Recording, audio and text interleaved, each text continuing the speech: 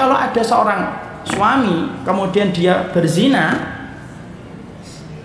kemudian pengen bertobat, maka kemudian pertama kali kalau dia pengen bertobat dari perzinahan itu ngapain? Sholatnya suruh jaga.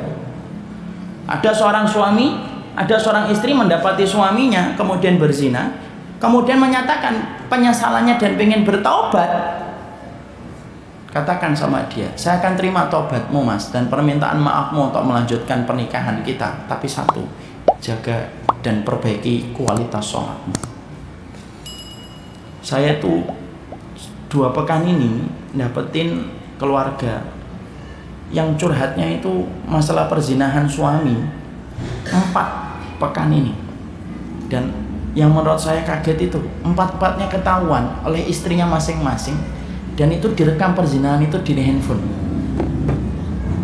Soalnya sudah zina sama perempuan lain, ya kok tega gitu loh ngerekam ya, dan akhirnya jatuh ke tangan istrinya dan para istri bingung. Gimana kalau ada istri mendapati suaminya berzina? Ada 2 kondisi. Kalau laki-laki yang berzina, ingat ya, kalau antum mendapati ada orang yang sedang ditimpa dosa, antum tidak boleh mengejeknya. Kita hanya menyampaikan ini jadi ibrah saja. Jangan mengejek orang terhadap dosa yang dia kerjakan. Siapapun yang ngolok-ngolok manusia terhadap dosa yang dia kerjakan, maka Allah tidak akan mematikan kita sampai kita diuji dengan dosa yang sama, dan kita bisa jadi juga tidak akan selamat. Saya tidak mengolok-ngolok ini ya, tapi kita ambil pelajaran. Kalau ada wanita kemudian dia dizinai, ya, ada seorang wanita suaminya berzina, ada 2 pilihan.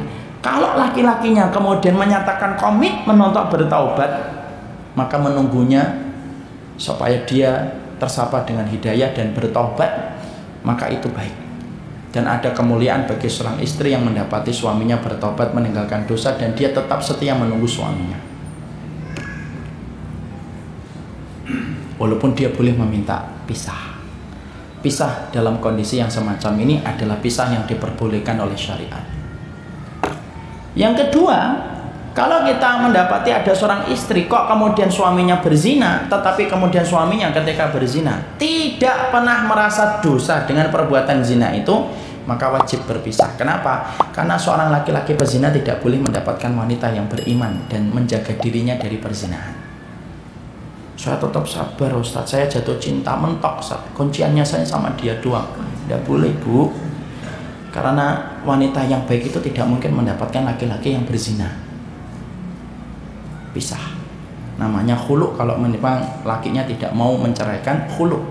Khulu itu berpisah dari jalur wanita ketika wanita itu mengembalikan maharnya. Maharnya apa dulu?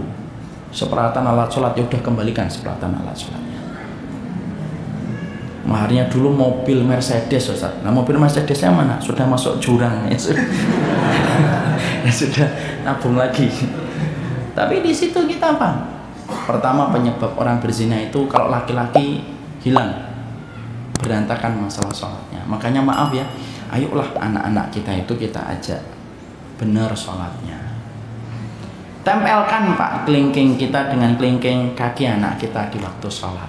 Kalau anak kita sudah rapi sholatnya semenjak dia sebelum balik, maka Allah akan merapikan syahwatnya ketika dia dewasa.